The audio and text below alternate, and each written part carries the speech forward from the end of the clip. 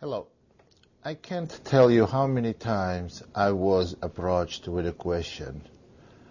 I need to learn some opening quickly because I have a game tomorrow, a game in a couple of days, and I want to learn some new opening quickly.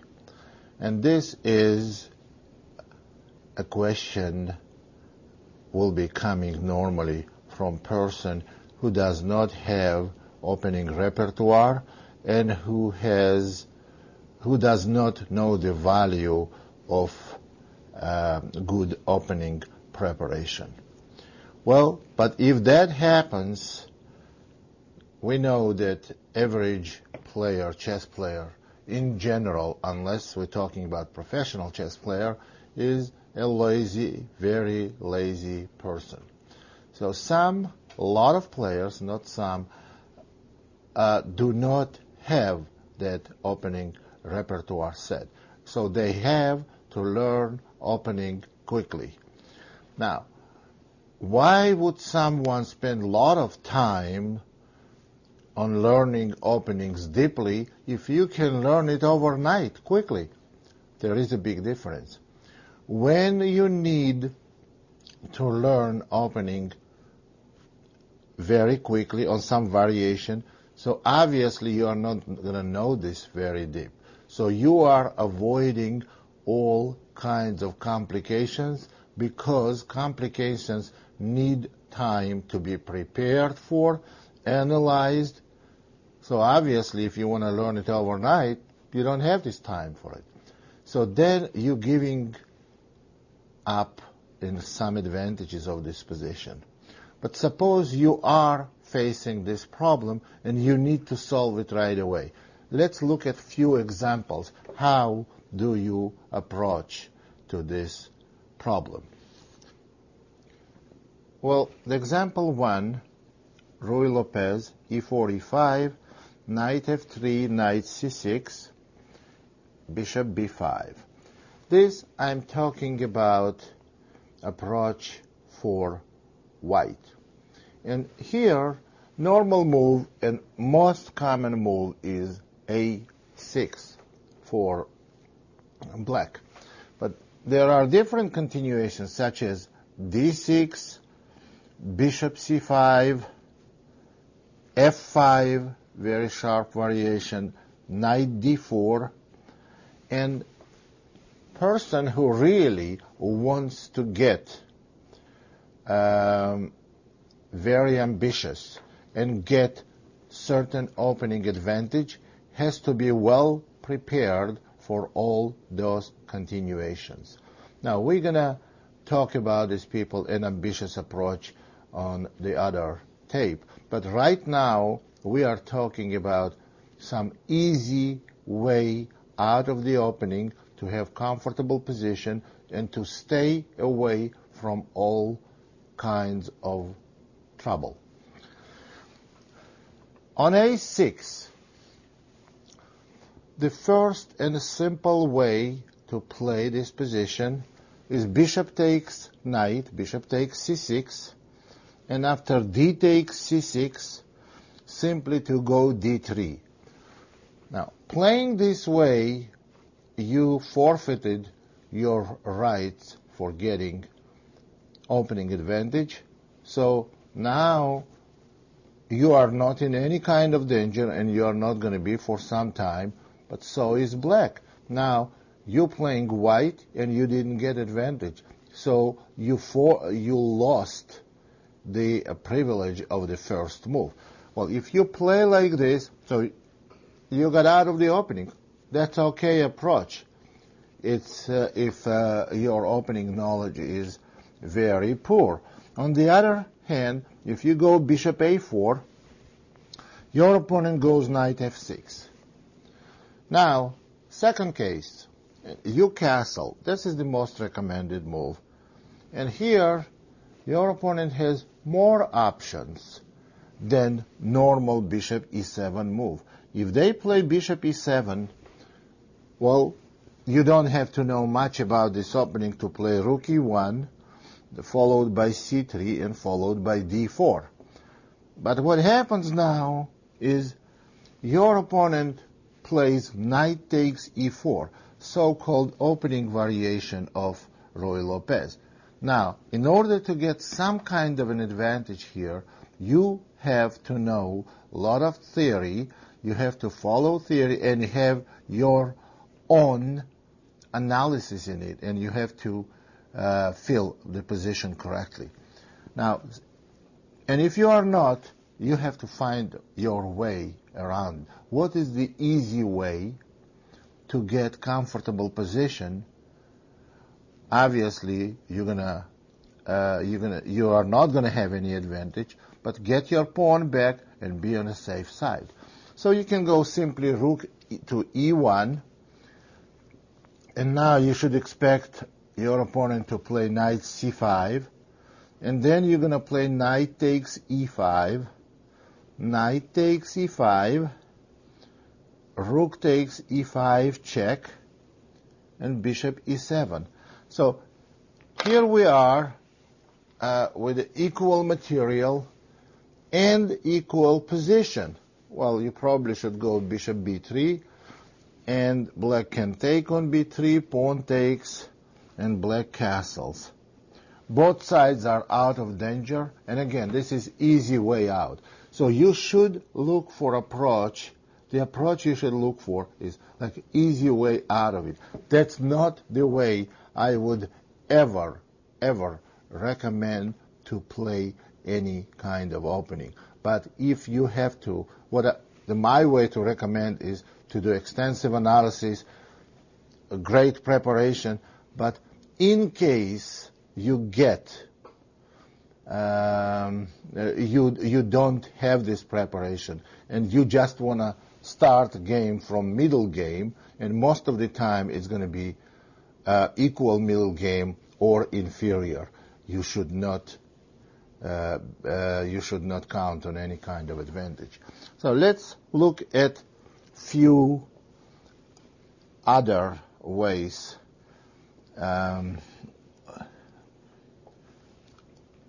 to approach the opening. Okay, let's look at the same Ruy Lopez, and we will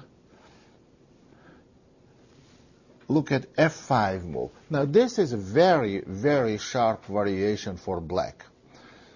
Now if white plays correctly, they're gonna get certain advantage.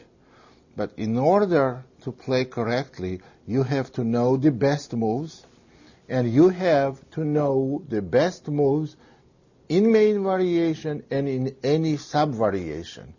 That's what you call intelligent approach to the opening and good opening preparation. And again, you don't have it. What do we do here? There are two ways to play this opening after f5, two ways to look at it. One way, we can learn only one variation where white sacrifices a minor piece and position gets very sharp. But we talked about those kind of positions where you go to sharp those kind of players who want to go to sharp position no matter what the cost is, and cost sometimes may be very high. So you go to very sharp position or very quiet position, or you play the best move in the position. Okay, here is what we're talking about. d4 is the sharpest move in this position. Why? What happens after d4? Pawn takes on e4 for black. White plays knight takes e5. Black plays knight takes e5.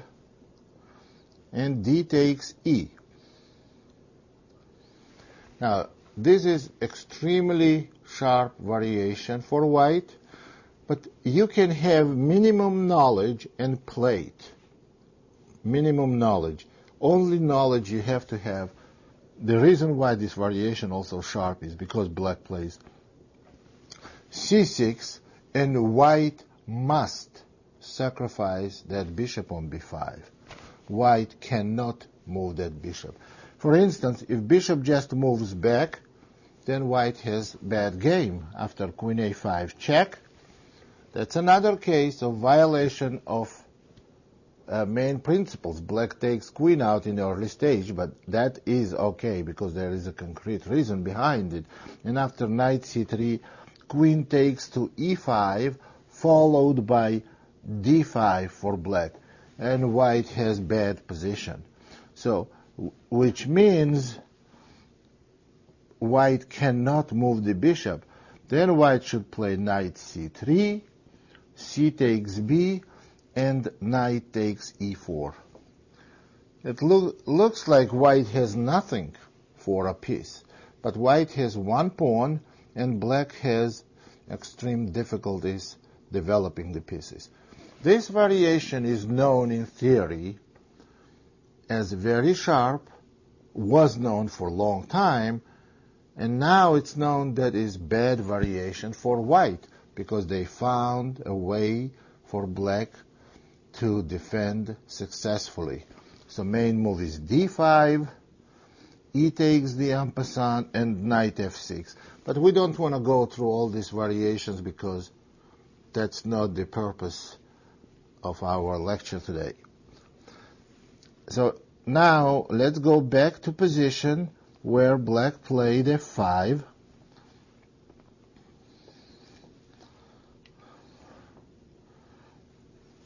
And so you saw one option, d4. Then you get to very complicated and very sharp position. It's for one type of players.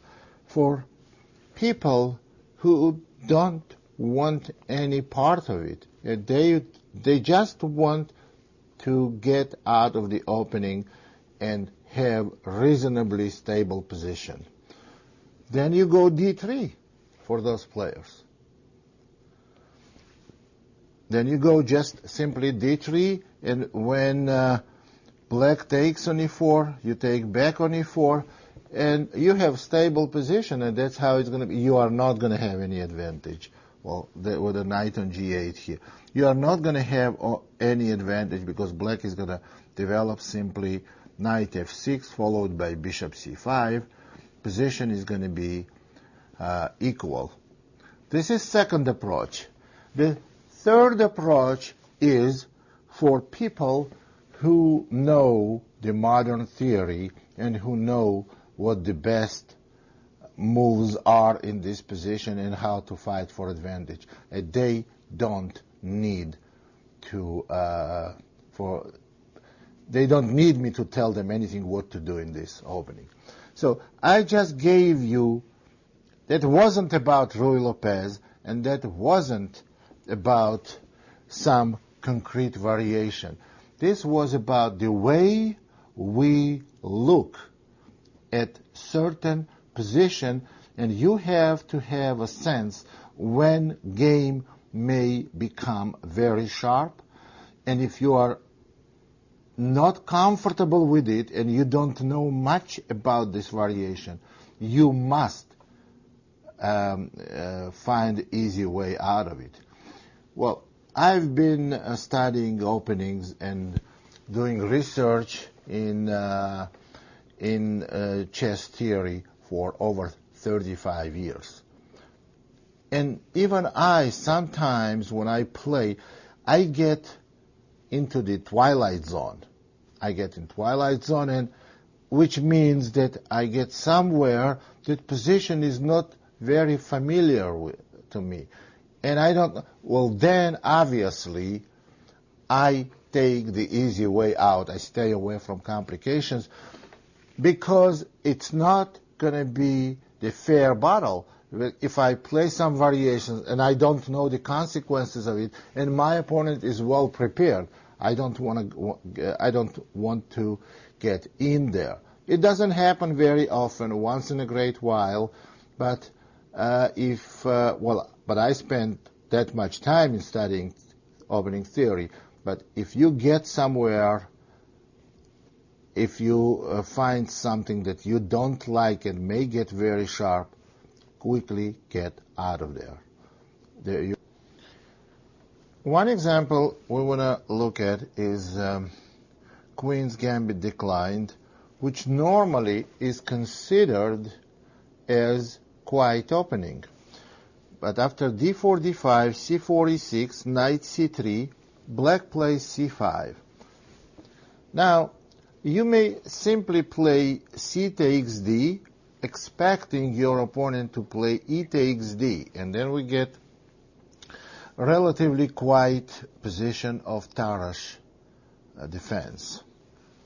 But when you play c takes d, and I don't recommend you to play this move, even though this is the best move for white. The reason why I will not recommend you, actually I should say I will not recommend you if you don't know all the consequences and exactly how to play this position. You have to either play it 100% accurately or not play it at all. After c takes d, your opponent may play c takes d. Now, whether you want it or not, you are in the middle of very sharp position that requires very precise play from white. Queen takes d4, knight c6, attacking white's queen, and obviously queen has to move, since if pawn takes knight, black will take white's queen. So in this position, queen is going back to d1, black plays e takes d, and best move for white is queen takes d5. Now, we talked about it on our other tapes that it's not a good idea to develop your queen in early stage. In this position, we did not just develop the queen in early stage for white. We made 3 moves with this queen. After queen takes d5, black will play bishop d7. This position still favors white, but then you have to learn a lot of sub-variations, how to continues, because if white does not play correctly, they can quickly get in trouble. Let me give you a quick example. Knight f3, knight f6, queen d1. I'm making so far the best moves for white. Now black plays bishop c5, e3, queen e7, bishop e2, and now black castles long. And when you castle with white, black can go g5. Now here black is trying quickly organize attack on your king, and if you don't defend correctly, you may be in a very, very difficult situation. So 2 choices you have: either learn it to details or don't enter it at all. So that's why the second option, I would recommend what you're going to do when this happens, and if you don't want to enter it. It's again all this tape and all these ideas I'm developing in for you lazy players, and we have a lot of you here. d4, d5, c4, e6, knight c3, c5. So then you immediately you realize that you may get into very sharp position and immediately have to change the phase of the game. So then you should play e3. Now there is nothing black can do to enter very sharp and complicated opening. So what they will have to do, knight c6, knight f3, knight f6. You see, this is the most common position that can happen from queens, most quiet position that can happen. You see, we have absolute symmetry, and it's your move. We're not going to go into details. There are many ways to play here, and we are not discussing how to play a game of chess. So the topic is how to avoid complications in the openings that you are not prepared for. Next example we look at for black. It's a Caro-Kann defense. E4, C6, D4, D5. Now, if you play Caro-Kann defense, you have to be prepared for some variation, at least one variation that you intend to play. But not to know any variation and play the some openings, this is very bad. You have to be aiming for some variations. If you don't know any variations, you then learn first and play later. So, but you know some variation you are aiming for, and it does not happen. For example, knight c3, this is the most common move in this position. D takes E, knight takes E4, and your opponent plays here knight f6.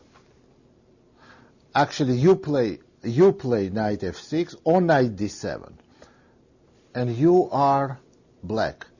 Now, we're talking from black perspective. So your idea is to go knight f6, then exchange knight, and then go e6, bishop d6, and c5. That's all you know about Caro-Kann, and that's what you are expecting. And now your opponent is going to do something that you are not prepared for. Suppose they go knight f3, knight f6, knight takes f6, knight takes f6, and knight e5. What's the purpose of this move, knight e5? Well, if in this position white does not play knight e5, what black wants to do to develop light square bishop either to f5 or to g4. And after that, black will play e6, develop dark square bishop and castle. That's all you know. And here your opponent plays knight e5 move, and you should realize that if you develop bishop f5 like you originally planned, which may be okay, you're going to enter to extremely sharp variation, and you don't want it. Well, unless you're prepared, and let me show you how quickly you can find yourself in trouble. After bishop f5, bishop c4, attacking f7 square. Obviously, you're going to go e6 because there is no other move I can imagine you will play. e6, and now your opponent goes g4, attacking the bishop, and you see that your bishop is in trouble. Because if you go bishop g6, white will go h4, threatening h5. And you cannot prepare escape square to h7 because after h6, if you play h6, white is going to play knight takes g6. And black has totally ruined pawn structure. So then what you're going to do? Then you will try to escape to e4. And after f3, bishop d5. But then white is going to play bishop d3. And you will see there is another way bishop can get in trouble because of the c4 move. And you are seriously going to be experiencing big problems. Well, if you don't know all the variations here, very sharp variations, you should know at least one thing. You should recognize that bishop f5, you may get to unknown position after bishop c4 and g4. Because if you don't notice that, then no one can help you. Then you're going to find yourself there, and you are on your own. which is a bad idea. So what you're going to do here, after knight e5, you should realize if your opponent plays move like knight e5, what is the point of it? Knight is already developed. He has other pieces to develop, white, and he plays instead developed piece. That doesn't make sense, but there is a reason behind it. The reason is that it aimed against bishop f5, bishop c4. That's what we just looked at on i6 g4. So what should we do here? The best move is bishop e6 in this position. But suppose, and to develop a dark square bishop through g7, but suppose you don't know about it, and you are strongly against blocking your dark square bishop to being developed naturally. Well, that's okay if you don't know the right move, and if you don't find it, that's okay. There are other ways. The main point here to realize that you don't want to play bishop f5. So what you can do, you can play knight d7.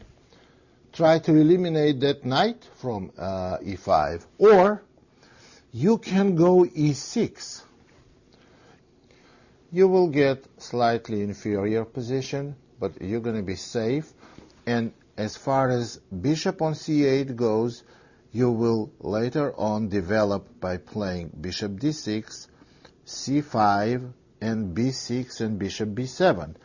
That's a way to play, and it's not such a bad way to play. So the main point here I want to make is not what move to make. You can easily figure out which move to make if you recognize the danger. The danger is that white wants to play bishop c4, and you have to be prepared for it. And then you will play e6. But of course the best is to be sufficiently prepared for this opening variation and make competitive move bishop e6, and after bishop e2, g6, castle, bishop g7, followed by c5, castling for black, and c5, and black has relatively good position. They have good position here. But the main point here that black has to avoid those complicated bad variations. Another example I'm going to show you. This is very interesting. Also, Caro-Kann, e4, c6, d4, d5, knight c3, d takes e, knight takes e4, and knight d7. Here is another way white can play that can make you think. Bishop c4, knight f6, knight takes f6, knight takes f6, and again you want to play bishop f5 or bishop g4 to develop this light square bishop, then play e6 after that, and then develop dark square bishop. Now here is white's move.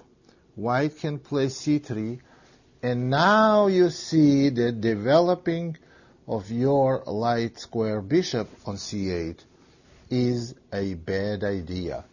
For instance, on bishop f5 or bishop g4, doesn't make difference, after queen b3, you are in serious trouble because your f7 pawn is hanging and your b7 pawn is hanging. And both of them are very important and critical. So at this point, you're simply lost. So you have to know, now what is the best move here? The best move is queen c7. So you don't know the queen c7 move. What should you play?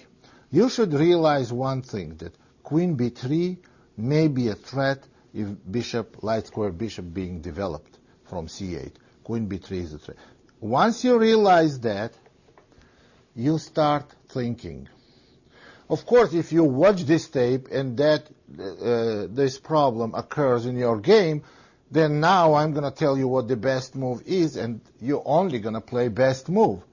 But there are millions of these continuations in the whole opening theory. We cannot go through all these problems now. So I am going to teach you the way of thinking. The way of thinking. So this way of thinking will be applicable for every one of these problems you may have. So you see that queen b3 on bishop f5 is going to be queen b3. So now, let's see. What should I do as black? I need to develop, and I cannot lose a pawn. But on the other hand, I need to... Should I go e6 and then c5 later on? Oh, yes, that's not a bad idea. That's good. Should I go g6?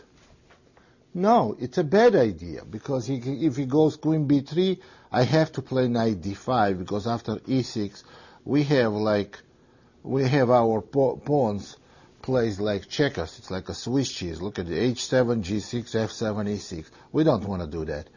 So, what is the best way to do? The best move, I'm telling you now, is queen c7, because that stops white bishop developing on f4, and also prepares black's light square bishop to be developed on f5. Okay? And this way, you are not afraid of queen b3 because you're going to go e6. Now, if white does play queen b3, now you're going to go e6. And now queen on b3 is not placed too well, because later on, after black develops bishop on d6, you may go b5 with a tempo, and then a6 and c5. Queen on b3 has nothing to do here. Queen should go to b3 if it produces instant results. So after queen c7, queen b3, it's kind of pointless move. So that's how you think about it. So you know, once white plays c3, you realize that bishop f5 is bad because of queen b3, and you take it from then, and you use your best judgment. So basically, any time you get to some unknown territory, you have to avoid complications, because your best judgment is never going to be as good as home preparation of your opponent, and is never going to be as good as theoretical analysis, as modern theory. So you have to stay away from it and use your best judgment. And combination of these things will keep you out of trouble until you learn the opening. It cannot keep you out of trouble forever. So eventually you have to learn the opening. So let's go back to another position. Now we're going to look for white. English opening. Pawn c4. Now suppose you are a c4 player, and all you know what you want to do is to play c4, knight c3, g3, bishop g2, and e4, or knight f3 and d3. To stay from all kinds of trouble and then castle. I don't want to enter any complicated variations. It's not that easy. If that was easy, then we would never have had modern theory. So suppose you go c4. Now there are many moves your opponent can play. They can go e6. And now you see after knight c3, d5, and now you cannot go g3. Because if you go g3 after d4, your knight probably has to go back to b1, because after knight e4, you're just simply going to lose a piece. f5.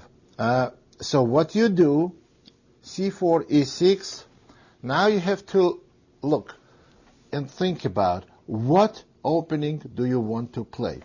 Of course, you can go d4 and try to get to Queen's Gambit declined, but you want to stay in English opening. So then you go knight f3, d5.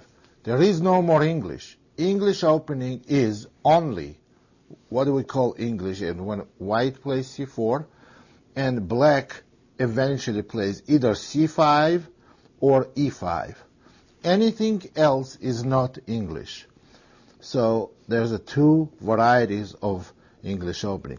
Once black plays e6 with the, obviously e6 is played with the idea of d5, now you know you're going to get different opening. You are not going to get the English that you wanted. So you will have either Reti opening, knight f3, d5, or you're going to have Queen's Gambit declined or Nimzo Indian, depending what black will choose.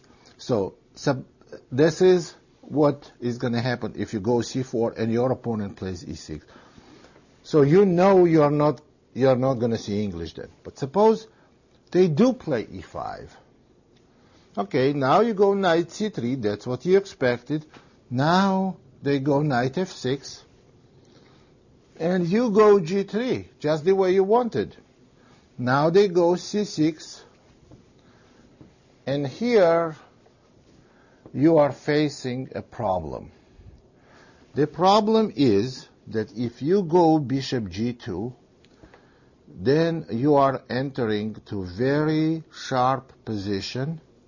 You have to enter sharp position, because if you don't, then you will have inferior, maybe quiet position, but very inferior for the white. On bishop g2, there is d5, c takes d, c takes d. And this position is not good for white unless they try to win a pawn. Queen b3 move wins a pawn. But this is very complicated and is not good for white. But if you don't do that, you're going to have worse position, because black wants to go d4, and you're going to move your knight from c3 and lose another tempo. If you play d4, you're also going to have inferior position, because e takes d, queen takes d4, and this is simply bad position for white, because knight c6, and after queen a4, d4, it's extremely uncomfortable for white. We don't want to go into details. Just take my word for it. And if you want further analysis, you can do it by yourself or with your chess playing program, or just look at some theoretical variations, theoretical book. So what you going to have to do here, then you will have to play queen b3, and black has number of very good continuations. The best, I think, is knight c6. Now you have to take on d5, otherwise queen b3 cannot be justified, and black is going to go d4, and after you take on d5, knight d4, knight takes f6 check, queen takes f6. This position is very, very uncomfortable for white. Queen d1 is forced move, and now bishop f5, threatening knight c2 check, and after d3, rook c8, again threatening knight c2 check. King has to move to f1, and black plays bishop c5. You don't want to have an extra pawn when all your pieces are undeveloped and king moved and whole king side is frozen. You don't want to play this position. So, which means if position happens on the board and you don't want this complication, especially it's easier, much easier, and a much better reason to avoid these complications after c4, e5, knight c3, knight f6, g3, c6. Now, if you go, when your opponent plays c6, you know they want to go d5. Now, if you play bishop g2, you cannot just quickly play bishop g2 and that's it. If you go bishop g2, before you go bishop g2, you know your opponent is going to go d5. And then what do you have in mind? From here, you think, if I go bishop g2, he's going to go d5. What am I going to do then? You know, I don't like this position. So, okay, then you have to find easy way out of it. Try to keep small advantage if you can. If you cannot, then at least get out of the complications. One move, and the best move in this position, is knight f3. Now, this way I'm preventing black to go d5 because e5 pawn hangs. And if he goes e4, I may go knight d4, and after d5, I may take on d5 and play bishop g2. At least this is going to be simple position. At least I'm not in danger. And the other way to play this position, you have to make sure that black doesn't go d5 and totally dominate the center. The other move you can make in this position is to go d4, and after ed, queen takes d4, and on d5, cd, or bishop g2 simply. This is acceptable position, quiet position, maybe even with a slight advantage for white. And there is a third way. Third way is it is little unorthodox way to play this position. It's queen a4. You see, this is a little bit weird looking move. This way you stop d5 because after cd, black cannot recapture cd because of the c pawn being pinned. So this is the third way.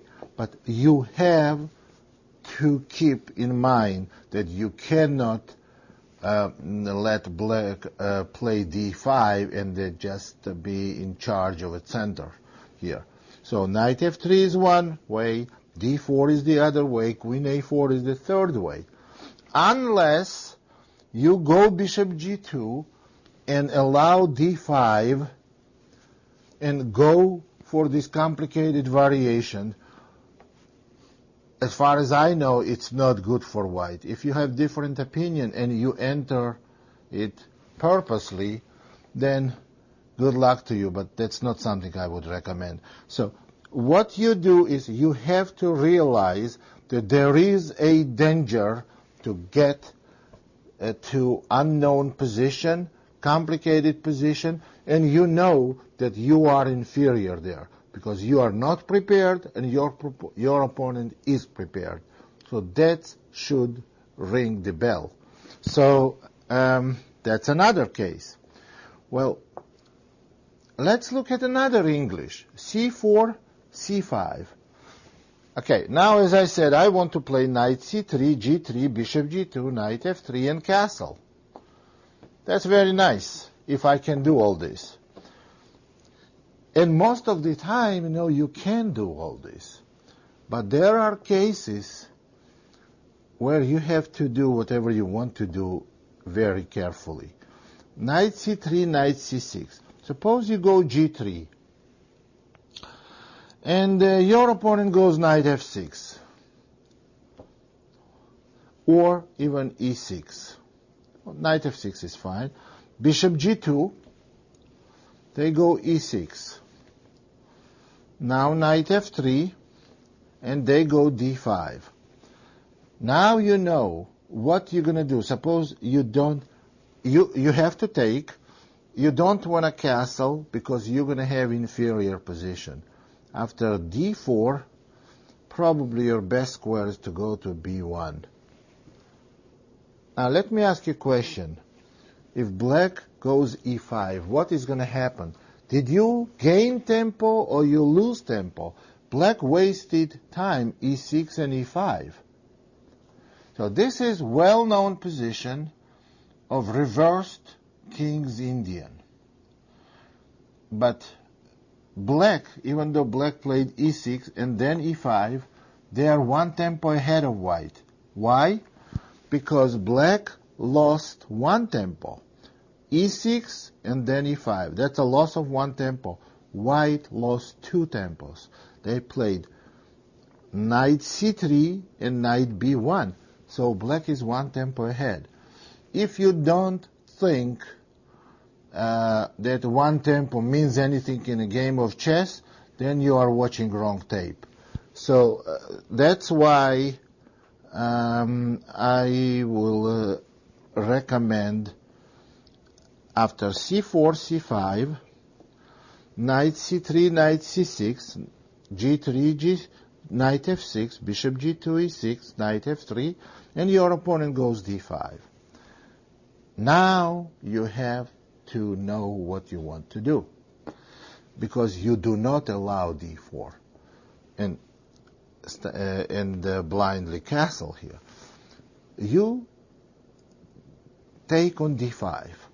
That's the natural move, best move, and I don't think you should be making any other move whether you know it or not, because your pawn is hanging, D4 is threatening. This is the only natural move in this position, and it's the best move. C takes D, and now black has two continuations. Pawn takes D5 and knight takes D5. Now, knight takes D5, we are not going to discuss. The reason is because you can simply castle and go on with the plan you wanted to play anyway. Unless you want to make a best move here, which is D4. But that's a matter of preparation again. If you are prepared for it, you're going to play it. And if you are not prepared, you are okay anyway. So there is no danger in picture. So D4 is the best move. So whether you play D4 or not, you're going to be okay in either case. But if your opponent takes with a pawn, he reinstates positional threat of D4, after which you're going to be in a bad position, in inferior position. So now you have to go D4, and you're going to find yourself in a Tarrasch defense. That's a very famous opening, Tarrasch defense, and you have to deal with it. You have to play this opening, which is okay. You don't need to know too much. As I said, you may not know well opening chess opening theory, but you have to have some basis, something you have to know. If you play D4, you absolutely must know something about Tarrasch. That is, possibly black is going to get eventually isolated pawn, and how you're going to play. This is the normal way of playing Tarrasch. So, and how you're going to play this position. Well, that's something you have to play by yourself. But the main point I want to make that you are not in danger, you are safe, and you are past the opening stage.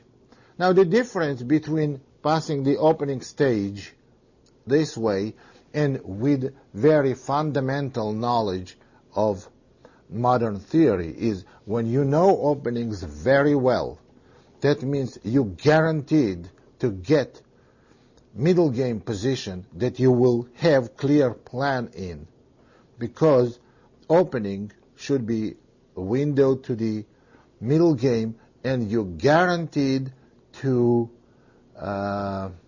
get comfortable position, and you will know what you will be doing in the middle game. So that's how we just saw very few examples of unexpected problems you may face in the opening. You may think your opponent just on the board discovered it just played something ingenious, what is in reality was invented 65 years ago, and the last 65 years you didn't check modern opening theory, so you are not aware of it. So if that happens, there has to be alert. You have to be alert about it, and you have to deal. I told you the way of thinking. First, you have to identify the problem. And then you have to use your best judgment to deal with it. The best, and also do not enter some complication unless you see all the way through it, you're 100% sure about it, or you have some knowledge about this variation. Stay away from them. Thank you very much and good luck.